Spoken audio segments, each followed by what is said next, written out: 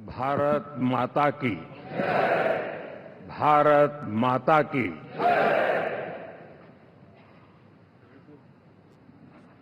मैं सबसे पहले तो इस सभागृह में उपस्थित एनडीए घटक दलों के सभी नेतागण,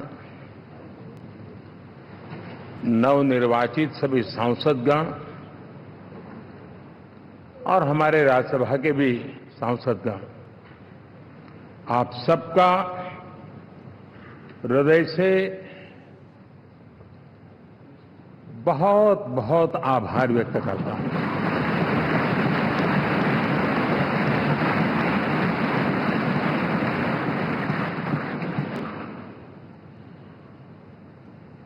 मेरे लिए खुशी की बात है कि इतने बड़े समूह को आज मुझे यहां स्वागत करने का अवसर मिला है।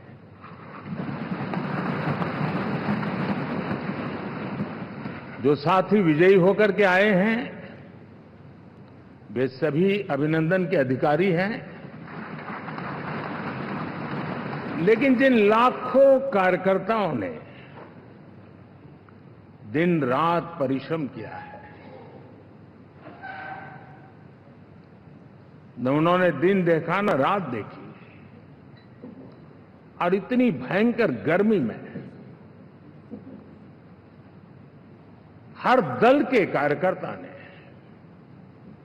जो पुरुषार्थ किया है, परिश्रम किया है, मैं आज संविधान सदन के इस सेंट्रल हॉल से सर झुका करके उनको प्रणाम करता हूं।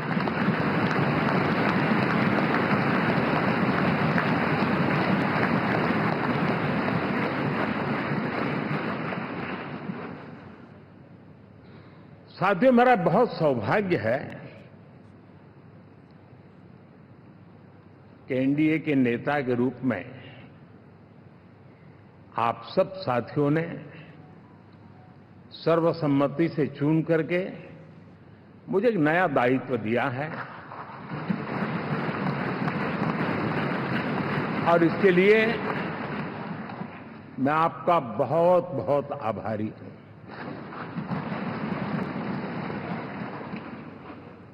व्यक्तिगत जीवन में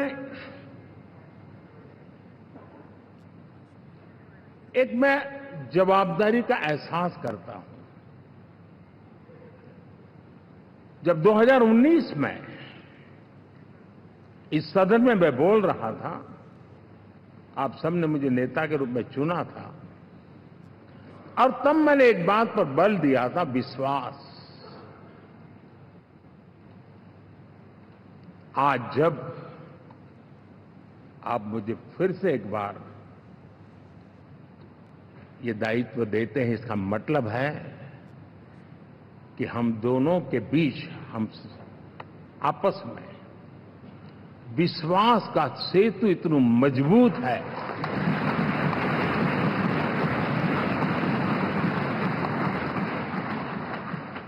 ये अटूट रिश्ता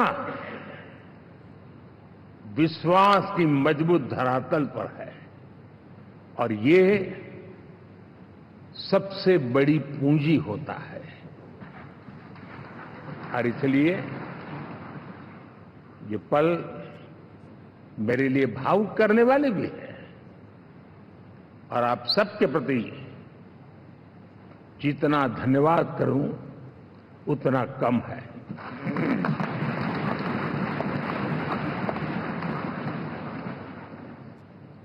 साथियों,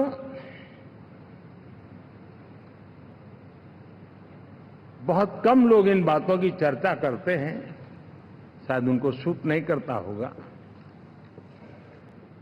लेकिन हिंदुस्तान के इतने महान लोकतंत्र की ताकत देखिए कि एनडीए आज देश में 22 राज्यों में लोगों ने उनको सरकार बनाकर के सेवा करने का मौका दिया।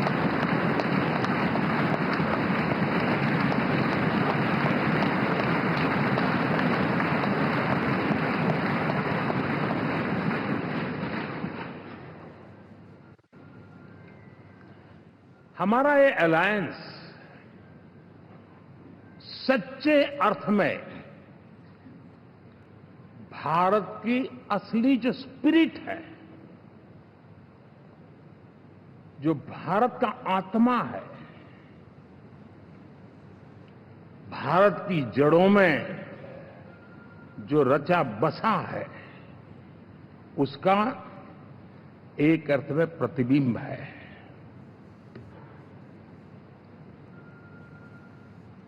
और मैं इसलिए कह रहा हूं कि थोड़ी नजर करें, हमारे देश में 10 ऐसे राज्य जहां हमारे आदिवासी बंधुओं की संख्या प्रभावी रूप से है, निर्णायक रूप से है, जहां इस आबादी आदिवासियों की ज्यादा है। ऐसे 10 राज्यों में से 7 राज्यों में एनडीए सेवा कर रहा है।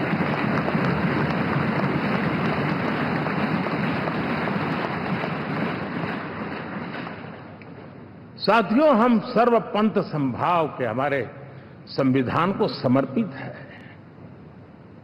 और देश में चाहे हमारा गोवा हो या हमारा नॉर्थ ईस्ट हो, जहां बहुत बड़ी मात्रा में हमारे ईसाई भाई बहन रहते हैं, आज हम उन राज्यों में भी एनडीए के रूप में सेवा का अवसर हमें मिला हुआ है।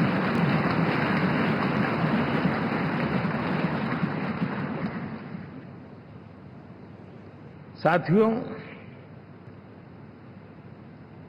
प्री पोल अलायंस हिंदुस्तान के राजनीतिक इतिहास में और हिंदुस्तान की राजनीति में गठबंधन के इतिहास में प्री पोल अलायंस इतना सफल कभी भी नहीं हुआ है जितना कि एनडीए हुआ।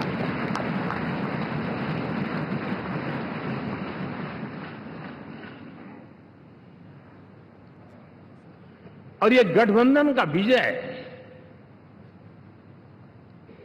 हमने बहुमत हासिल किया है और मैं कई बार कह चुका हूं, शब्द अलग होंगे लेकिन मेरे भाव उसमें एक सातत्य है। सरकार चलाने के लिए बहुमत आवश्यक है, लोकतंत्र का वही एक सिद्धांत है, लेकिन देश चलाने के लिए सर्वमत बहुत जरूरी होता है।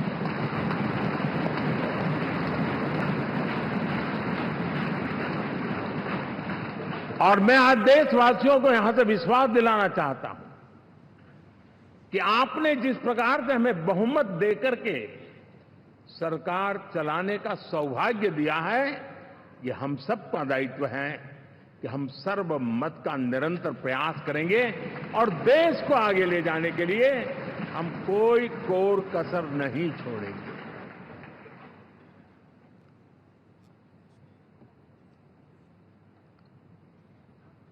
साथियों, एनडीए को करीब करीब 3 दशक हो चुके हैं। यानी आजादी के 75 साल में 3 दशक एनडीए, ये सामान्य घटना नहीं है जी।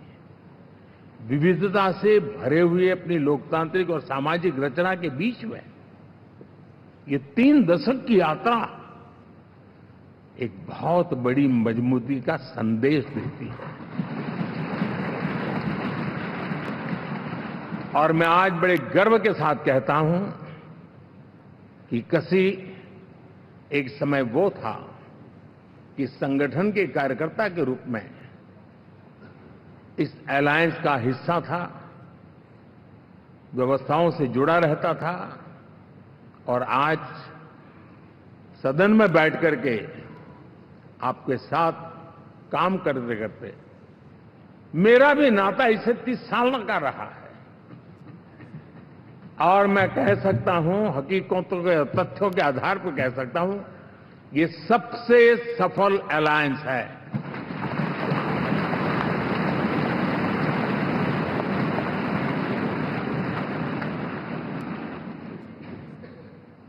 हम गर्व से कह सकते हैं कि 5 साल का टर्म होता है। इस अलायंस ने 30 साल में से 5-5 साल के 3 टर्म सफलतापूर्वक पार किए हैं और अलायंस चौथे टर्म में एंटर कर रहा है।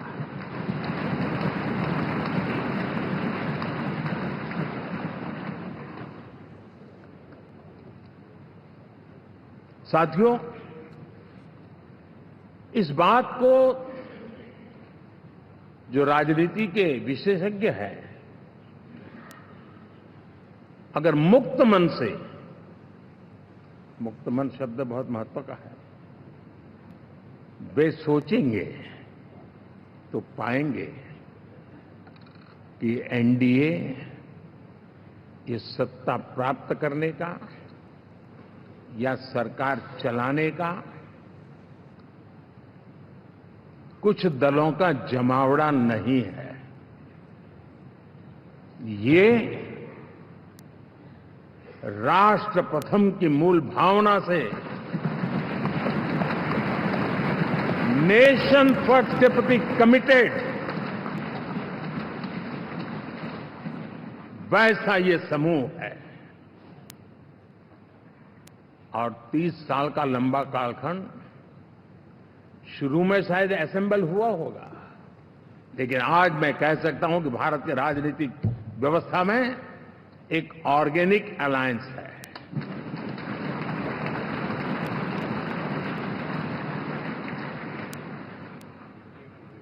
और ये मूल्य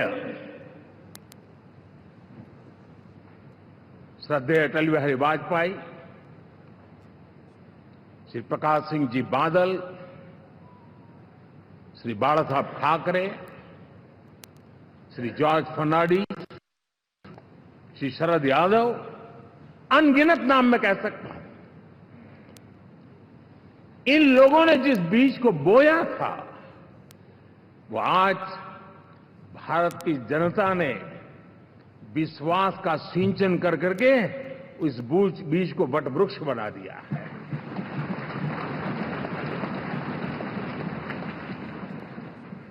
और हम सबके पास ऐसे महान नेताओं की विरासत है और हमें इसका गर्व है। बीते 10 वर्षों में हमने एनडीए की उसी विरासत, उसी मूल्यों को लेकर के निरंतर आगे बढ़ने का और देश को आगे बढ़ाने का प्रयास किया। जब मन से राजनीति के विश्लेषक अगर विश्लेषण करेंगे तो देखेंगे कि एनडीए का जो लोग दिखते हैं ना, उसमें एक कॉमन चीज नजर आती है और वो है गुड गवर्नेंस। इन सब ने अपने अपने समय में, अपने अपने कार्यकाल में जब जब जहां सेवा करने का मौका मिला है, गुड इस देश को दिया है। और इस प्रकार से एनडीए एक प्रकार से, एनडीए कहते ही गुड गवर्नेंस ये अपने आप पर्यायवाची बन जाता है। साथियों, हम लोगों के सभी के कार्यकाल में, चाहे मैं गुजरात में रहा हूं या बाबू हमारे आंध्र में रहे हो या नीतीश जी ने के लिए भरपूर सेवा की हो, हम सबके अंदर केंद्र बिंदु में गरीब का कल्याण केंद्रस्थ रहा है।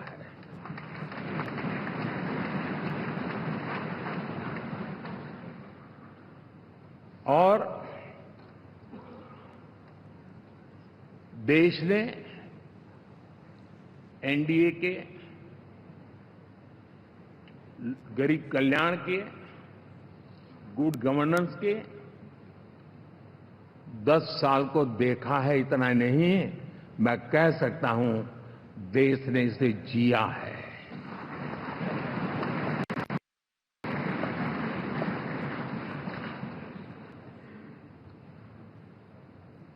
जनता जनार्दन ने सरकार क्या होती है, सरकार क्यों होती है, सरकार किसके लिए होती है, सरकार कैसे काम करती है, इसको पहली बार अनुभव किया है। वरना जनता और सरकारों के बीच में एक खाई की व्यवस्था ही बनी हुई थी। हमने उसको पाठ दिया है। गुड गवर्नेंस, विकास, नागरिकों के जीवन में क्वालिटी ऑफ लाइफ, और मेरा व्यक्तिगत रूप से एक बहुत बड़ा ड्रीम है, मैं लोकतंत्र की समृद्धि को जब सोचता हूं तो मैं चाहता हूं कि सामान्य मानवीय के जीवन में से, और खास करके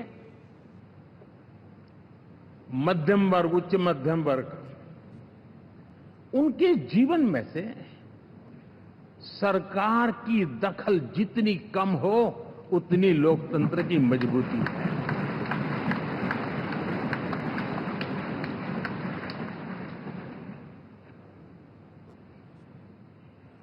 और आज के टेक्नोलॉजी के युग में बहुत आसानी से हम, वरना एक दिन में 10 काम हो तो 10 अलग अलग वो सारी चीजें मांगेंगे। हम बदलाव चाहते हैं। गुड गवर्नेंस का ये भी एक महत्वपूर्ण पहलू है। लेकिन हम विकास का नया अध्याय लिखेंगे, गुड गवर्नेंस का नया अध्याय लिखेंगे, जनता जनार्दन की भागीदारी का नया अध्याय लिखेंगे, और सब मिलकर के विकसित भारत के सपने को साकार करके रहेंगे।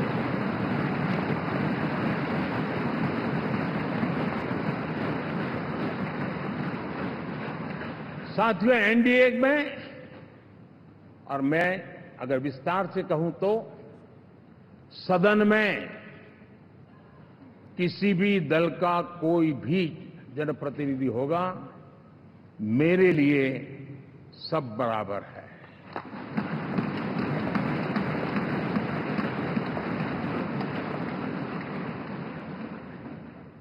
जब मैं सबका प्रयास की बात करता हूं तो मैं सदन में भी, चाहे वो लोकसभा हो या राज्यसभा हो, हमारे लिए सब बराबर है। और यही एक भाव है जिसके कारण 30 साल से एनडीए अलायंस मजबूती के साथ आगे बढ़ा है। अपना पराया कुछ नहीं है। सबको गले लगाने में हमें कभी कोई कमी नहीं रखी है। उसी का परिणाम है कि जनता का विश्वास भी जीत पाते हैं। साथियों, हमने 2024 में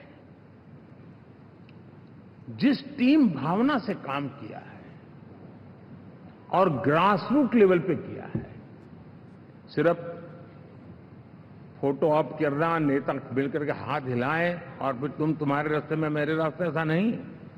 ग्रासरूट लेवल तक सबने मिल करके ये जो काम किया है, और उसी ने हमें ऑर्गेनिक अलायंस का सामर्थ्य दिया है।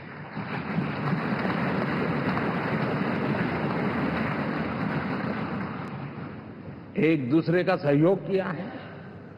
हर किसी ने यही सोचा, जहां कम वहां हम। अगर कोई कमी है तो मैं आऊंगा, मैं मेहनत करूंगा, लेकिन तुम्हें कमी नहीं रहने दूंगा। जहां कम वहां हम, ये हर कार्यकर्ता ने जी करके दिखाया है, और तभी तो जीत आती है। साथियों, कभी कभी मैं कह सकता हूं कि हमारा 10 साल का अनुभव है, भारत के हर क्षेत्र का और भारत के हर नागरिक का जो एस्पिरेशंस हैं, रीजनल एस्पिरेशंस हैं, वे और नेशनल एस्पिरेशंस, इसका एक अटूट नाता होना चाहिए। इसके बीच में हवा तक गुजर न सके इतना जुड़ाव होना चाहिए, तब देश आगे बढ़ता है।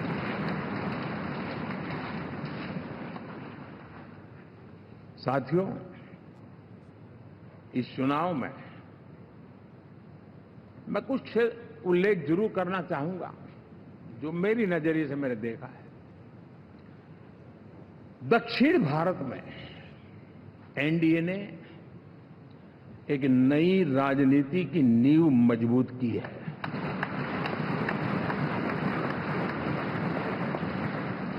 अब देखिए, कर्नाटक एंड तेलंगाना,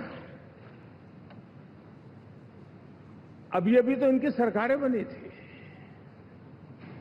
लेकिन पल भर में ही लोगों का विश्वास टूट गया, भ्रम से लोग बाहर आ गए और एनडीए को गले लगा दिया। कर्नाटक और तेलंगाना में दोनों जगह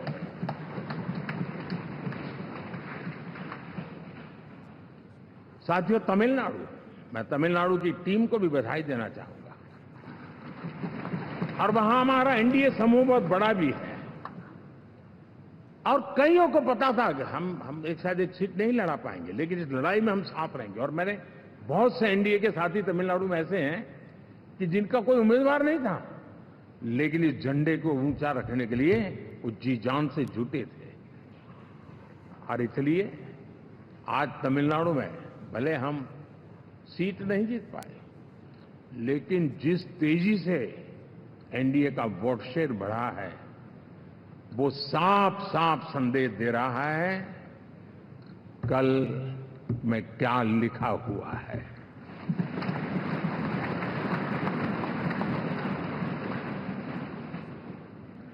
साथियों, पुडुचेरी हो, केरला हमारे सैकड़ों कार्यकर्ताओं के बलिदान हुए हैं। यूडीएफ हो या एलडीएफ हो, शायद हिंदुस्तान के राजनीतिक जीवन में इतना जुल्म एक विचारधारा को लेकर के जीने वाले लोगों पर हुआ होगा तो सिर्फ मैं कह सकता हूं केरल में हुआ है। जम्मू कश्मीर से भी ज्यादा हुआ है।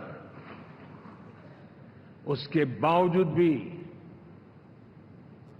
सामने कहीं विजय नजर नहीं आता था। उन्होंने परिश्रम की पराकाष्ठा में कभी पीछे नहीं रहे, पीढ़ियां खपा दी।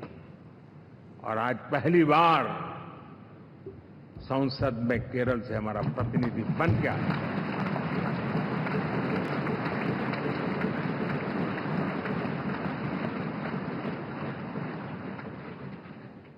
साथियों,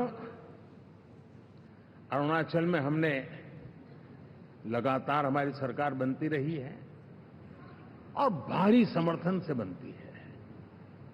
सिक्किम में भी हमारे एनडीए की सरकार करीब क्लीन स्वीप के साथ, अरुणाचल क्लीन स्वीप। आंध्र, मैं अबू बाबू को पूछ रहा था, बोले हिस्टोरिकली ये सबसे हाईएस्ट विक्ट्री है।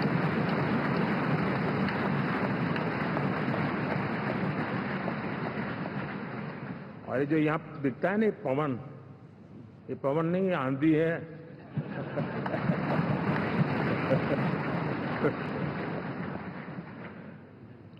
आंध्र ने इतना बड़ा हमारे प्रति जनमत दिया है। हिंदुस्तान के लिए एक सामान्य मानवी की विकास की जो जिजीविषा है, उसका प्रतिबिंब है। और महाप्रभु जगन्नाथ,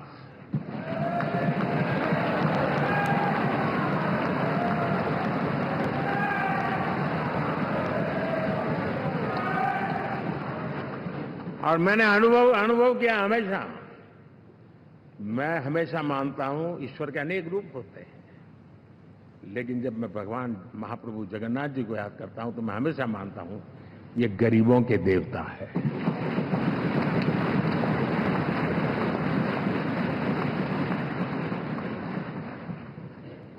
और वहां जो क्रांति रूप परिणाम आया है, मैं इसे एक रिवॉल्यूशन देख रहा हूं। और मैं इसके साथ कह सकता हूं कि विकसित भारत का हमारा जो सपना है, आने वाले 25 वर्ष, पहले मैंने 10 साल कहा था, या मैं 25 साल कह रहा हूं, आने वाले 25 साल महाप्रभु जगन्नाथ जी की कृपा से उड़ीसा देश की विकास यात्रा के ग्रोथ इंजन पैकी एक होगा।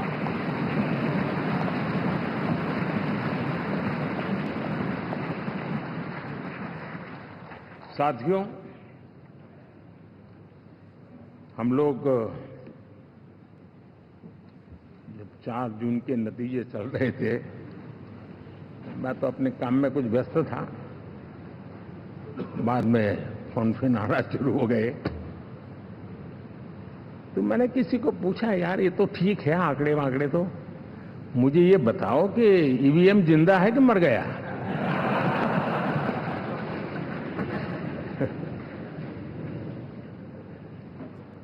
क्योंकि ये लोग तय करके बैठे थे कि भारत के लोकतंत्र और लोकतंत्र की प्रक्रिया के प्रति विश्वास ही लोगों का उठ जाए, और लगातार ईवीएम को गाली देना। और मुझे तो लगता था कि शायद इस बार वो ईवीएम की अर्थी क्या जुलूस निकालेंगे, लेकिन 4 जून शाम आते आते उनको ताले लग गए, ईवीएम ने उनको चुप कर दिया। ये ताकत है भारत के लोकतंत्र की।